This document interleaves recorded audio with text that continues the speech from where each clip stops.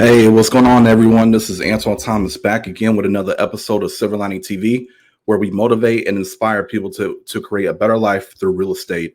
And in today's episode, we're going to touch on something that most people are going through if you are a buyer searching for a new home to purchase. And we're going to talk about how to be a competitive buyer in today's housing market. Now, I'm going to give you some practical information, something that you could put to use. But I'm going to give you some information that if you're even a year out from wanting to start the process, this is going to give you the outline to ensure you make the best choices and you are able to make your journey as smooth and hassle-free as possible. So I'm going to share a graphic with you guys here in a little bit, but to kind of get things kicked off, I guess before we get started, if you have questions or any comments that you want to make, go ahead and leave it in the video. I'll pull it up and then I'll make sure that I answer it. Otherwise, I will close and kind of give you some information on how to reach out to myself or my team. All right, so let's get into it. How to be a competitive buyer in today's housing market. And to really kick it off the right way, I would say first and foremost, what you need to do is you need to do some research on your own. Meaning, when you make the decision, whether it's just you solo or you have a family and you decide that we are going to make a move or I'm going to make a move, 2021 is the year for me. First thing I would recommend is get on Google, just Google real estate agent, top real estate agents in your market. Because not only do I want you to research the process, and there are tons of articles out there, I do want you to be cognizant of those articles that you read do not pertain to your market. That is why I recommend do research and find a great agent and lender who can advise you and who is going to negotiate and represent you throughout this journey. Do not go with the first agent generally that you speak with if it doesn't sound like they really know or they are giving you much value. Don't go with them. In this type of market, the type of agent that you're going to work with, the type of lender that you're going to work with, meaning the quality of those professionals can really determine on whether you're going to be successful or not in today's market. You're going to need certain strategies. You're going to need certain action plans set forth to help you capitalize on these opportunities, because you're going to have per home, probably close to 4 offers per home that is listed on the market. With that being said, let me pull up a graphic for you guys. I'm going to share that will be, let me see, I'm going to do a screen share real fast.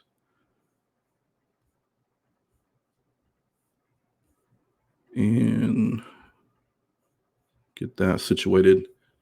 All right. Now, when you do your research, touching on that, research, you find the agent lender with the most reviews, with the highest, with the longest track record, who consistently does a good job. You can look at testimonials, reviews. Then you need to do a consultation with that agent and lender. Don't just assume that because you reach out to an agent, you're going to work with them. Interview the agent. And if the agent is really focused on serving you and giving you value, they're going to welcome that. They're going to be really excited that the fact that you have the knowledge to ask them questions to make sure they're a good fit for you and to help you achieve your goals. So I would recommend doing a consultation.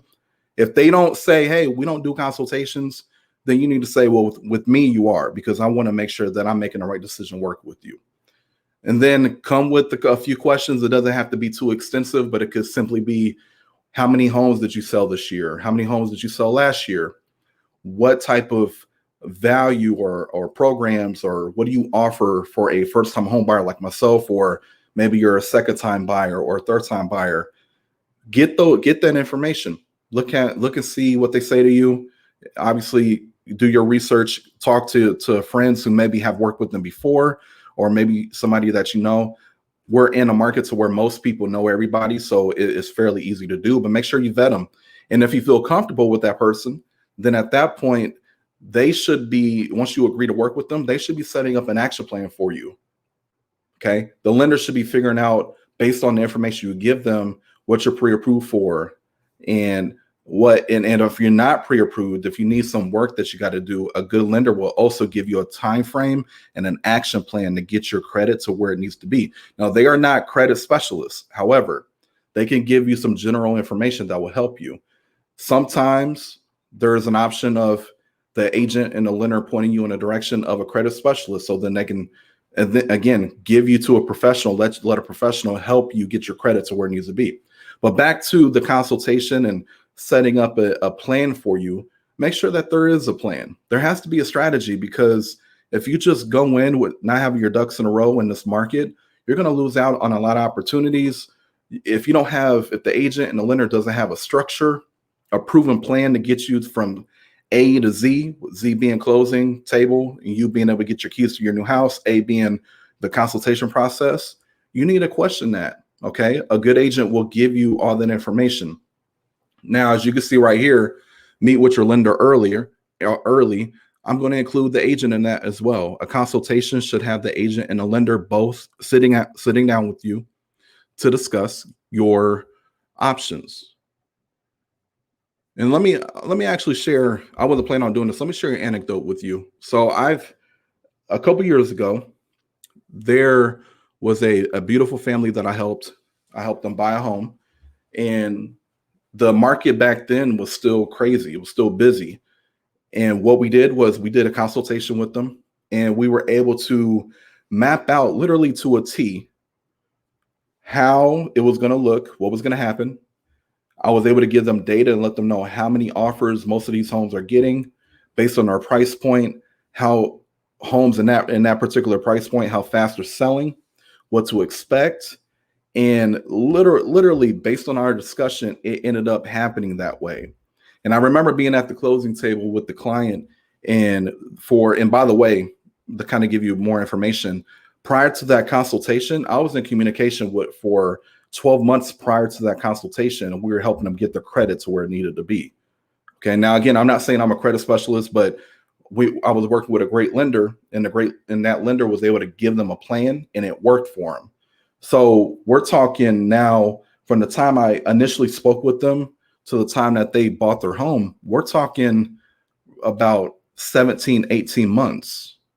And I remember being at the closing table and just remember seeing tears coming from the wife's eyes, because she couldn't believe how easy the whole process was, due to us having a plan and a strategy, and then them, more importantly, just taking action. And I told her, I was like, hey, you did everything you needed to do to be able to achieve what you wanted, because you took action, and then we had the plan, but you took action on it. So that is a true story. That is something that your agent, your lender will give you. That way you are on track of getting what you want. So meet with your lender and agent as soon as possible. I don't care if you're 2 years out, sit down with them. Consultations generally they should be free. At least we do ours free. So make sure that you're getting a free consultation so they can help you figure out what your plan is. You got to also get clear on what you want. What do you want in the home? What neighborhood? What's the location?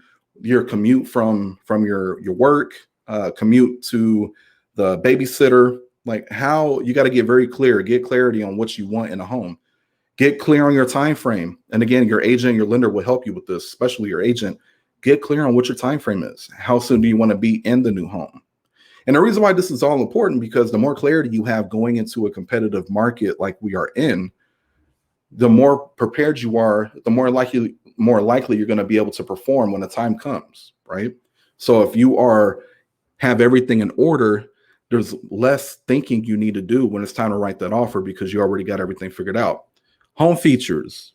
We always try to advise our clients to think a couple years ahead, meaning if you got a small family, but you're going to continue to grow, you should probably be thinking about a bigger home instead of buying a home and then having to move a year later because you had another child. So get very clear on that. Know your must-haves and your nice-to-haves. And then be prepared. You got to be prepared. Okay. The reason of being prepared for the bidding war is when you realize that every home that you offered on so far is having multiple offers on it, you don't get discouraged. You knew already going into it that that was going to happen. All right. Now, the what I would say when you are in this type of market, you got to be very assiduous. You got to be very diligent when you are in this market.